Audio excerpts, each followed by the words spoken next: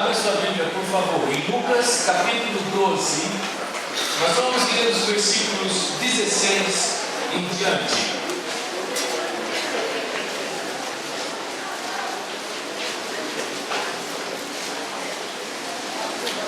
Lucas capítulo 12.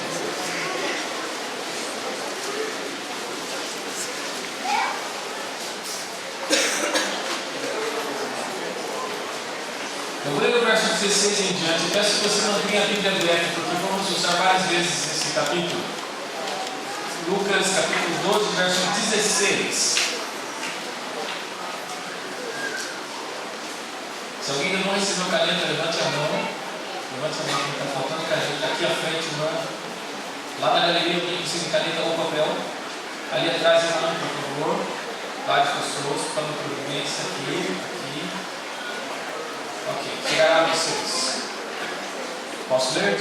Lucas 12, 16 diz assim: propôs-lhe uma parábola, dizendo: a herdade de um homem rico tinha produzido com abundância. Verso 17. E ele arrazoava consigo mesmo, dizendo: que farei? Não tenho onde recolher os meus frutos. E disse: farei isto, derrubarei os meus celeiros e edificarei outros maiores.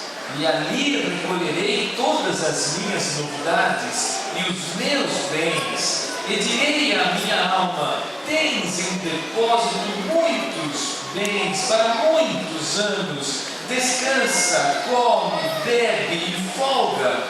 Mas Deus me disse: louco! Esta noite te pedirão a tua vida e o que tens preparado para quem será? Assim é aquele que para si ajunta tesouros e não é rico para com Deus. Até aqui. Essa é uma história, uma parábola contada por Jesus. Jesus era um contador de parábolas. Várias vezes ele usou esse recurso para ensinar. A grande pergunta é: por que Jesus está contando essa história? O que aconteceu? O que deu motivação para ele contar essa história? É uma história que trata de assuntos materiais. Jesus era muito espiritual. Por que ele está entrando no tema dos assuntos materiais? Qual a razão? Veja, um pouco antes, eu vou só relatar, está aí nesse capítulo, 2 jovens foram até Jesus e pediram-lhe um favor.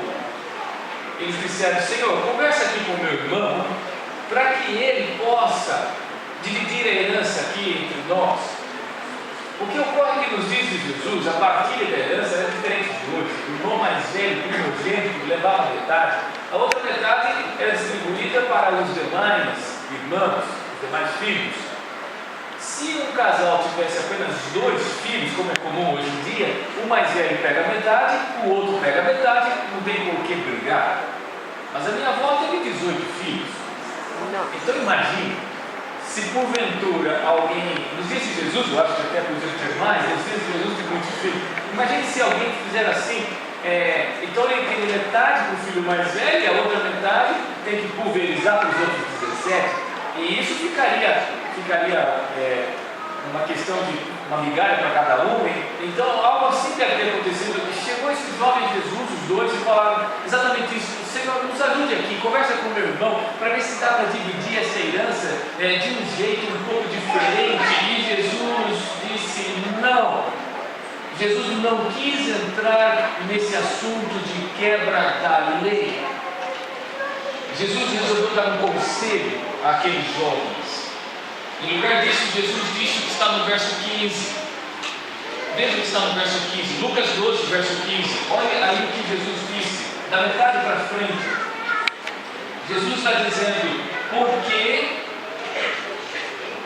Lucas 12, verso 15. Olha o que ele diz da metade para frente: a vida de um homem não consiste na abundância de bens que ele possui. Será que Jesus estava certo ao dizer essa frase? Será que Jesus estava correto ao dizer essa frase? Nós pastores temos como missão visitar as pessoas. Esse é o nosso trabalho. E eu me lembro quando estávamos para abrir uma igreja perto de Sorocaba, e eu estava aqui ajudando a fazer o evangelismo, aquela primeira semana de orientações, e então muitas pessoas davam um endereço, e uma família pediu uma visita pastoral. Eu fui até lá, mas eu fiquei muito surpreso, porque não era na cidade, era um endereço fora da cidade, era uma casa no campo, era uma fazenda. E me surpreendeu porque ao chegar do lado de fora da fazenda havia uma enorme e bela jardinagem, pareciam jardins franceses. E quando eu entrei, me deu outra surpresa, porque do lado de dentro, embora fosse casa de campo, havia todos os pisos, eles eram brancos, os carpetes eram brancos, a casa era toda branca. Eu limpei os pés da forma, mas eu achei que estava fujando da casa, que era tudo muito branco, carpetes grossos. Então eu sentei num sofá de vidro e na minha frente havia uma enorme piscina iluminada com luz neon dentro da sala. E então, após isso, chegou o casal, ficou ali à minha frente. E eu disse: aqui estou, vocês pediram um pastor e eu vim atender o que vocês queriam. Eles tinham deixado o endereço, passado lá na frente, deixaram o endereço na frente do auditório. E aquele senhor disse assim: sim, pastor, eu preciso de uma ajuda porque nós temos um problema. E eu disse: vocês têm um problema? E eles disseram: bom, nós temos muitos administradores, nós temos muitos bens, nós temos pessoas que cuidam das coisas para nós, e temos plantação de soja, temos gado e muitos funcionários, mas pastor, eles disseram: nós não somos felizes, queremos ajuda. E eu me recordo também de uma ocasião em que eu estava trabalhando na região do Capão Redondo, em São Paulo. Alguém já ouviu falar de Capão Redondo? Vocês conhecem Capão Redondo? Eu trabalhei num lugar chamado Jardim Ângela. Alguém já ouviu falar de Jardim Ângela? Ah, tem? E dentro do Jardim Ângela, eu e minha esposa fomos fundadores da igreja do lugar ali dentro chamado Morro do Índio. Agora não é mais conhecido. No Morro do Índio, estávamos fazendo um curso para deixar de fumar em 5 dias. E tínhamos lá os endereços das pessoas para visitar. E um homem que conhecia o local, ele estava indicando os endereços, porque não era fácil achar os endereços. E eu fui com ele, no domingo à noite, estávamos na última casa, domingo à tardezinha, e ele disse: pastor, essa é a última, é aqui. Eu olhei para um mato enorme e eu disse: aqui não tem casa. E ele falou: tem, aonde?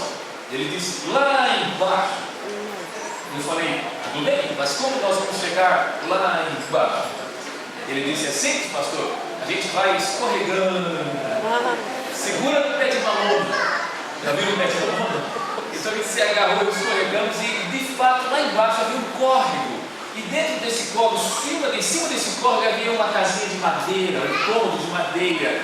E eu bati a porta e saíram 2 crianças. E eu perguntei onde está o papai e a mamãe. E eles disseram: estão trabalhando. Vocês vão na igreja hoje à noite? Vamos, então me apresente. E lá no culto, no final, quando eu estava na porta, cumprimentando as pessoas, eu vi as 2 crianças passando. E logo depois o pai. E eu não aguentei. Eu fiz a pergunta para ele. Eu disse: amigo, você é feliz? E ele disse: eu, pastor, feliz? Eu sou muito feliz. Me deu vontade de perguntar se ele tinha piscina na sala. Na sala não, né? Mas embaixo passava um córrego, tinha piscina. Nem precisei perguntar, ele disse: pastor, eu sou muito feliz porque eu tenho uma esposa maravilhosa e eu tenho filhos com saúde e estou fazendo amigos aqui nessa igreja, as pessoas me abraçam. Pastor, eu sou muito feliz. Deixa eu lhe perguntar mais uma vez: será que Jesus estava certo quando ele disse que a vida de um homem não consiste na abundância de bens que ele possui? Sim ou não? Sim, Jesus estava muito certo. Eu vi que vocês economizam nas respostas. Tem, vamos ser econômicos. Mas fique à vontade se quiser responder. Jesus está agora dando conselhos 16, aqueles jovens, e ele vira para os discípulos e conta esta parábola. E ele conta essa história de uma pessoa que prosperou. E então eu pergunto, por que agora Jesus resolve aí, não só nessa vez, mas em outras vezes das suas histórias, escolher esse tema? Por que Jesus falou tanto de assuntos financeiros? Jesus não era um homem simples. Jesus tinha cartão de crédito. Jesus tinha que pagar a internet, TV a cabo. Jesus pagava conta de luz, conta de água. Jesus tinha que pagar o imposto da carroça, o TVA da carroça. Jesus viveu uma vida simples. Então eu pergunto, por que ele insistia em usar essas histórias? Das 28 parábolas tradicionais, 16 tratam de finanças, ou seja, mais da metade. Por que não só Jesus, mas a Bíblia trata desse assunto em tanta escala? Quantos versos na Bíblia falam sobre fé? Cerca de 500. Quantos versos na Bíblia falam sobre oração? Cerca de 500 também. Quantos versos na Bíblia falam a respeito de finanças e bens materiais? Mais de 2.300 versículos. Pergunto, por que Jesus e a Bíblia trataram tanto desse tema? Eu vou lhe dar duas respostas. A primeira delas está nessa folha que você tem em mãos. Aqui, me liga, não folha? Cadê os caras? Não tem nenhuma folha aqui, os irmãos podem ajudar a gente? Olha o que está escrito nessa folha. A primeira frase, eu vou dizer o que está faltando. Aqui está dizendo a forma como administro. A palavra aí é administro. A forma como administro meus recursos impacta a minha comunhão com Deus. Eu vou repetir. Coloque aí na primeira frase a palavra administro. E a segunda é impacta.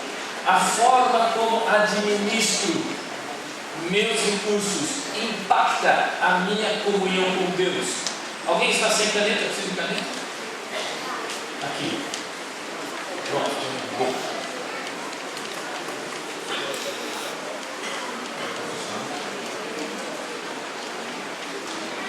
A forma como administro meus recursos impacta a minha comunhão com Deus. Aonde está escrito isso? Na sua Bíblia.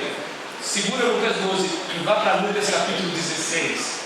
Olha o que está escrito em Lucas capítulo 16. Por favor, veja comigo Lucas 16, no versículo 11. Versículo 11.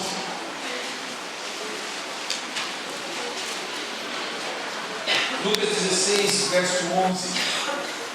Diz assim: assim, se vocês não forem achados dignos de confiança em lidar com as riquezas desse mundo, quem lhes confiará as verdadeiras riquezas?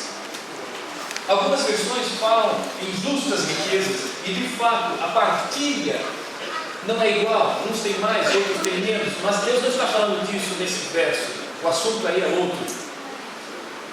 Ouça, Lucas 16, 11, eu li, ele está dizendo, é uma pergunta.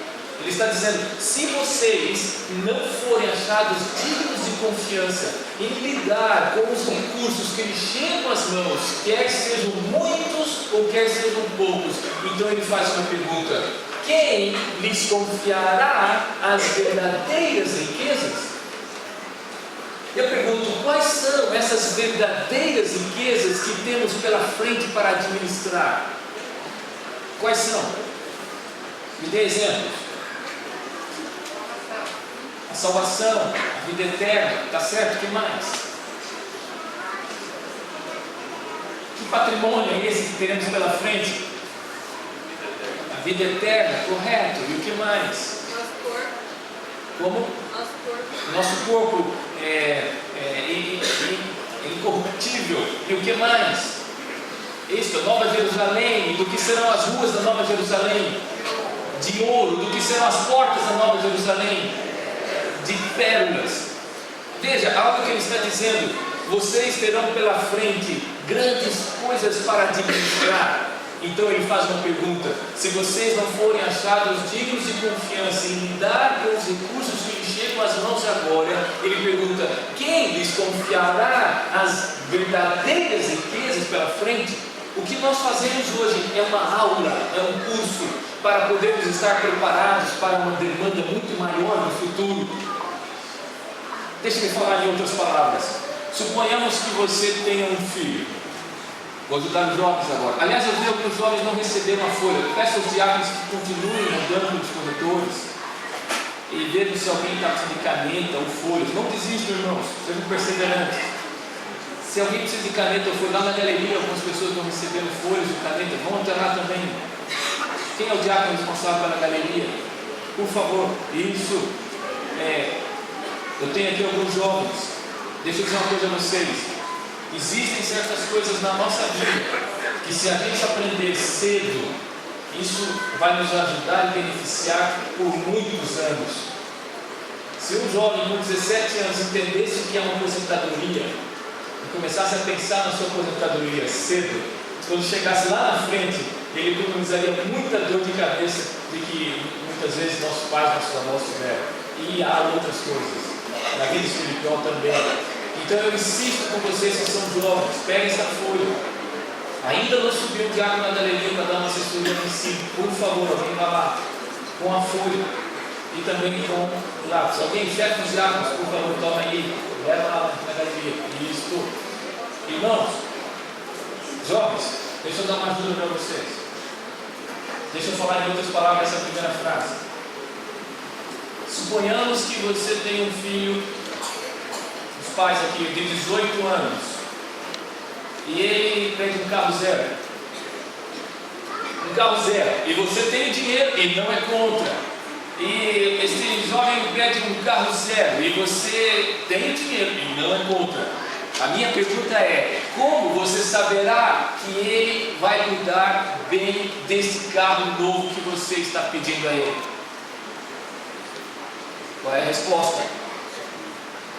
Olhe para o estado em que se encontra a bicicleta e você vai saber como é que vai ficar esse carro daqui a algum tempo. Veja o que Jesus está dizendo: no pouco fosse fiel, o que mais? Sobre o muito te colocarei. A forma como eu administro meus recursos diz para mim quais são as minhas prioridades, quais são as coisas mais relevantes na minha vida, o que vem em primeiro lugar. E em segundo, a Bíblia trata tanto desse assunto, porque olha só a segunda frase que está aí, é a segunda frase que está nessa folha. Porque as posses competem contra Deus pelo domínio do meu coração. As posses competem contra Deus pelo domínio do meu coração. Aonde está escrito isso? Na sua Bíblia. Olha o que está em Lucas capítulo 16. Veja agora o verso 13. Lucas 16, verso 13.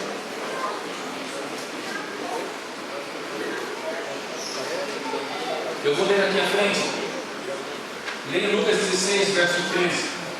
Ninguém pode servir a dois senhores, porque ou há de aborrecer-se de um e amar o outro, ou se devotará a um e desprezará o outro. Não podeis servir a Deus e às riquezas. Em algumas versões diz Mamon. Mamon era o Deus da riqueza naquela época. Ele está falando aqui nesse verso que há dois senhores, um servo. Dois senhores, um servo. Dois senhores, um servo. Ou você vai atender os apelos de um ou de outro dos seus senhores. A forma como as posses são o principal rival de Jesus pelo domínio do nosso coração. Deixe-me falar em outras palavras. Há muitos anos, o pastor Jair Araújo, ele estava fazendo um batismo. Aqui temos um tanque de batismo. O batismo que nós fazemos é igual aquilo que Jesus fez, por imersão. As pessoas são postas ali na água. Se você ainda não foi batizado, por favor, pense seriamente nisso, porque Jesus disse que é obrigatório, quem crer e for batizado será salvo. Mas hoje, quando alguém vai ser batizado, além da água ser quentinha, ainda damos um roupão que a pessoa coloca, fica bonito. Há muitos anos não existiam esses roupões. Então as pessoas vinham batizar com duas mudas de roupa. Olhava uma, trocava e outra era para ir para casa. E o pastor Jairo Araújo estava fazendo o batismo e o irmão entrou, o candidato ao batismo, com a carteira no bolso de trás. E o pastor quis ajudá-lo. Ele disse para ele: irmão, o senhor esqueceu a carteira no bolso. Mas ele estava dentro do tanque, feliz, os amigos, as pessoas cantando, os parentes estavam ali, ele já estava ali dentro, que ele tomou uma decisão inusitada. Ele disse: pastor, quer saber? Ele me batiza com a carteira e tudo. E o pastor obedeceu, e o irmão foi batizado com todos os seus documentos junto. E quando eu vi essa história, eu falei: isso é uma aula. Porque alguém podia dizer: eu vou me batizar, mas o meu olho eu vou deixar para fora, porque eu decido o que eu vou olhar. Ou alguém poderia dizer: eu vou me batizar, mas a minha mão eu vou deixar para fora, porque eu decido o que eu vou tocar. Ou alguém poderia dizer: eu vou me batizar, mas o meu pé eu vou deixar para fora, porque eu decido onde que eu vou andar. Ou alguém poderia dizer: eu vou me batizar, mas a minha carteira, o meu bolso eu vou deixar para fora, porque eu decido o que eu vou fazer com os meus recursos. Então eu lhe pergunto: é assim que nós somos batizados? Não? Como que nós somos batizados? Como que nós somos batizados? Por inteiro. Eu vi que os irmãos são bem econômicos na resposta, mas tudo bem? Eu sou batizado por inteiro. Isso quer dizer, querido, que Deus tem conselhos para lhe dar em todas as áreas da sua vida. Em qualquer situação que você estiver, na Sagrada Escritura existe um conselho nítido e claro para aquilo que você precisa fazer. Mas vamos lá, na história que Jesus contou, qual foi o problema? A Bíblia diz que aquele homem estava prosperando. Existe algum erro em prosperar? A Bíblia é contra a prosperidade? Não, a Bíblia é a favor da prosperidade. Deus quer que você prospere cada vez mais e tenha muitas bênçãos para fazer o melhor pela sua família. Mas aquele homem estava fazendo planos para o futuro, e ele começou a pensar em desmanchar os seus depósitos e construir outros maiores, uma fábrica maior. A Bíblia é contra planejamento? Tem algum problema em fazer planos? Não, a Bíblia é a favor do planejamento. Estava certo em fazer planos e colocá-los em prática. Você pode sonhar com uma faculdade, você pode sonhar com a prosperidade na sua vida, mas qual foi o problema na história que Jesus contou? Veja o que diz o verso 18, Lucas 12, 18. O que diz ali no verso de Lucas 12, 18? Qual foi o problema? Lucas 12, 18. Qual foi o problema nessa história? A última palavra, aquele homem disse: eu vou construir celeiros e eu vou colocar o que ele disse nesses celeiros?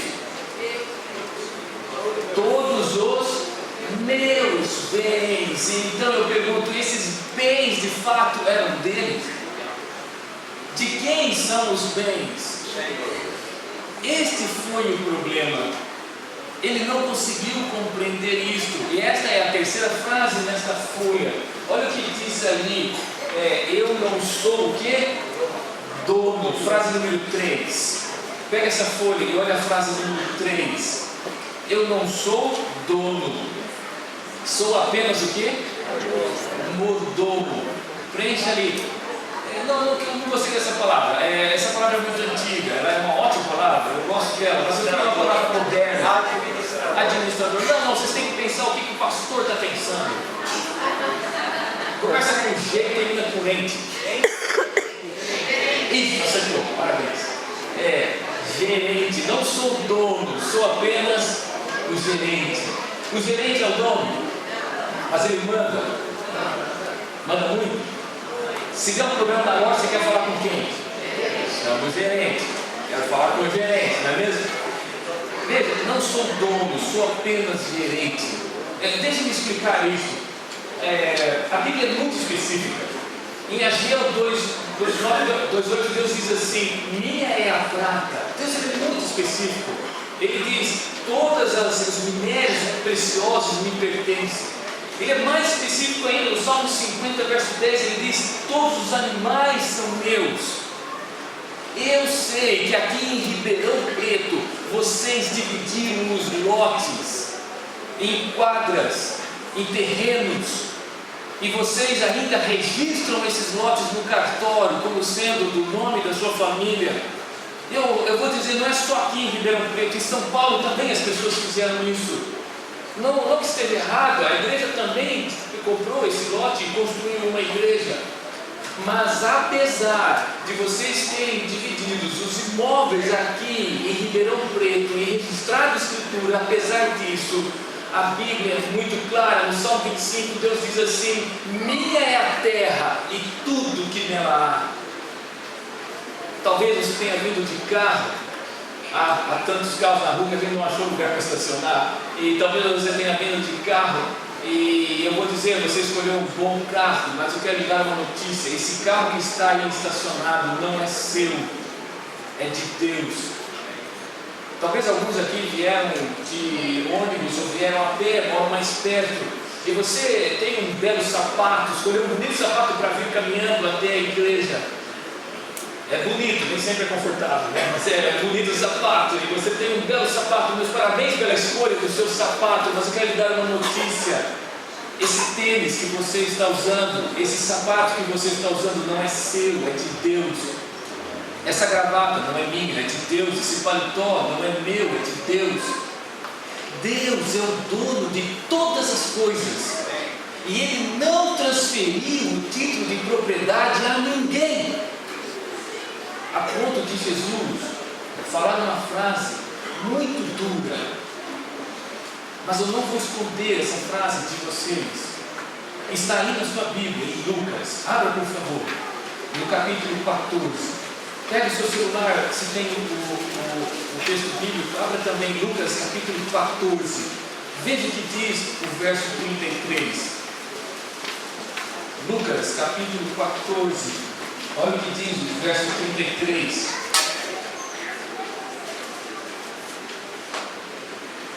Assim, pois, diz aí: todo aquele que dentro de vós não renuncia a tudo quanto tem, não pode ser meu discípulo. Note, Jesus não está falando aqui que você precisa vender tudo e distribuir. Não é esse o assunto. Ele te deu recursos, é para você fazer o melhor pela sua família, é para você também, se puder, ajudar outras famílias. Mas o que ele está falando aqui é outra coisa. Ele está dizendo que nós precisamos ter uma mentalidade, um reconhecimento de quem é o verdadeiro dono. Essa é a quarta frase. Olha aí o que está na folha, a quarta frase. Por favor, complete a frase número 4.